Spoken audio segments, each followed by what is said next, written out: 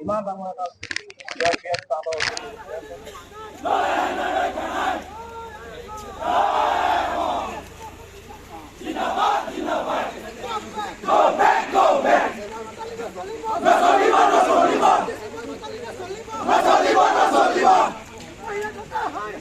बताया गया है कि इस समय जो एक्स्ट्रा मटेरियल वहाँ पर है उस मटेरियल को वहाँ से हटा के और जब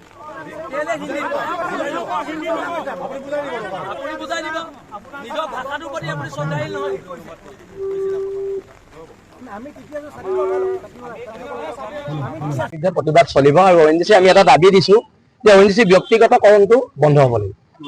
आमार थलुवा नियुक्तिটো कमी गई য'ত ল'ৰাটোৱে 80,000 টকা দৰমহা পাব লাগে ONGC ব্যক্তিগতকৰণ কৰাৰ ফলত সেই অসমীয়া ল'ৰাটোৱে সেই খিলঞ্জীয়া ল'ৰাটোৱে 10-15,000 টকা থাকিবলগীয়া হয় ব্যক্তিগতকৰণ বন্ধ কৰিব লাগিব এটা আমাৰ একদম স্পষ্ট কথা কাৰণ ব্যক্তিগত ONGC কেইটামান অনা অসমীয়া বিষয়া মিলি বৰমুৰীয়া মিলি এই আমাৰ SK পেট্ৰৰ দৰে মানুহৰ লগত আলমনচেৰি এইবিলাকৰ লগত যেটো হৈ আছে মিতি ৰালি এইবিলাক ইয়াত বন্ধ কৰিব লাগিব আৰু ONGC ডাইৰেক্ট খনন কৰক আমাৰ ক'বলগীয়া একো নাই কিন্তু ব্যক্তিগতকৰণ বন্ধ কৰিব লাগিব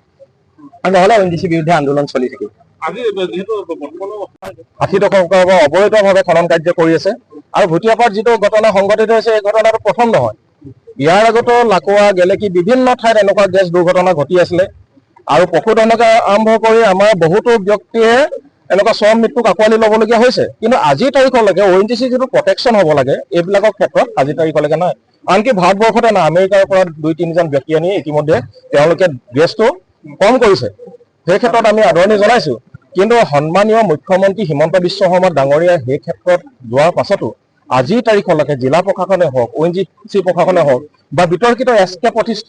SK পেট্ৰৰ প্ৰতিষ্ঠানৰ স্বত্বাধিকাৰী হওক তেওঁলোক ইমান নীৰৱে এনেকে কিদৰে আছে গতিকে এইটো এটা গোপন বুজা মেলা হৈ আছে আৰু অকল থলুৱা বিৰোধী এটা নীতি গ্ৰহণ কৰি আছে তেওঁলোকে বৃহৎ মুনাফা আদায় কৰি আছে আৰু তাৰ ফল ভুগিছে আমাৰ সাধাৰণ যিসকল শ্ৰমিক জনতাই ভুগিছে শ্ৰমিকে ভুগিছে আজি 2-3খন ONGC ইউনিয়ন কলৈ গ'ল তেওঁলোকৰ আচলতে কণীপৰা কুকুৰাত পৰিণত হৈছিলে ONGC তেওঁলোকে বিষয়াসকলৰ লগত মিলজুল কৰি তেওঁলোকে মুনাফা আদায় কৰি আছিলে আজি তাৰিখত যেতিয়া